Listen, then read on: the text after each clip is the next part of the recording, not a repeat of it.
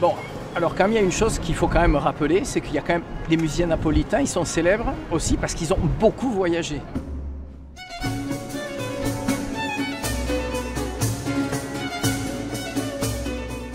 À Paris en passant par Londres. Londres énormément, Madrid, puisque Farinelli a passé presque sa vie en entier, Falconiere aussi qui est allé jusqu'en Espagne, en France. Et bien sûr Franciscello, le fameux violoncelliste. Ah mais oui, Franciscello qui est mort à Vienne, enfin qui est devenu central en Europe grâce à son voyage à Vienne en fait.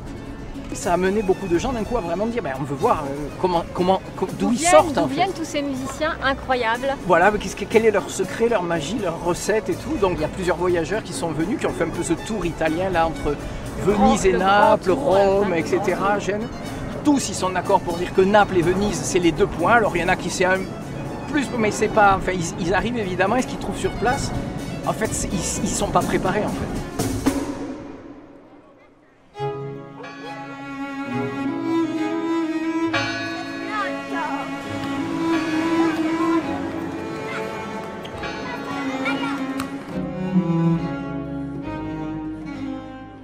Burney, il parle aussi de toute cette musique populaire, cette tradition de la rue, et aussi une tradition instrumentale, parce qu'évidemment il y a la chanson napolitaine, mais Burney il dit lui-même que les chanteurs de rue, enfin les chanteurs traditionnels populaires, sont accompagnés par le colacione et puis le violon, le fiddle, ouais. Et en fait il est presque plus impressionné par les musiciens qui improvisent, etc., autant que par les chanteurs en fait. Tout à fait, oui, ils ne s'attendent vraiment pas à cette culture populaire en fait qui a un degré finalement de virtuosité, de raffinement, de variété, de créativité. D'ailleurs il parle de musiciens, il dit il y a une fête incroyable, c'est des musiciens calabrais qui viennent toutes les années pour une fête, je sais plus, je crois que c'est à Pâques.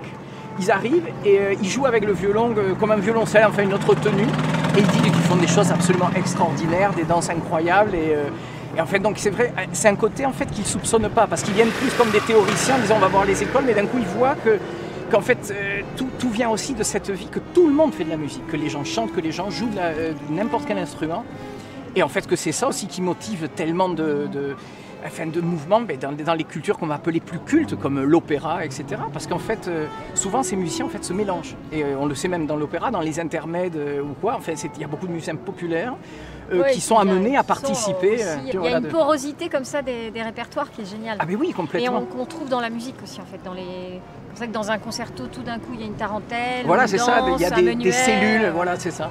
Et d'un coup, ils découvrent qu'en fait, il y a quelque chose qu'il faut sentir, il y a quelque chose en fait, qu'on ne peut pas trop expliquer.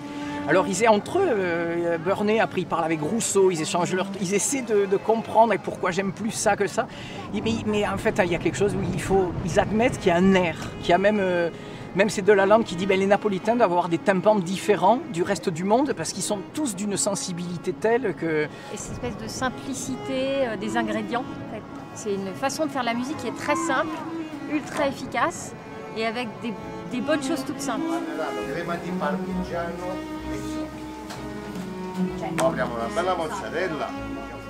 On ne s'embarrasse pas d'une partie d'alto, d'un contrepoint trop compliqué. Voilà, c'est ça. On va direct à l'essentiel. Voilà. On sait ce qu'il faut utiliser, exactement. Comme tu as dit, comme en cuisine. Les ingrédients sont bons, il ne faut surtout pas trop en mélanger pour que ça marche.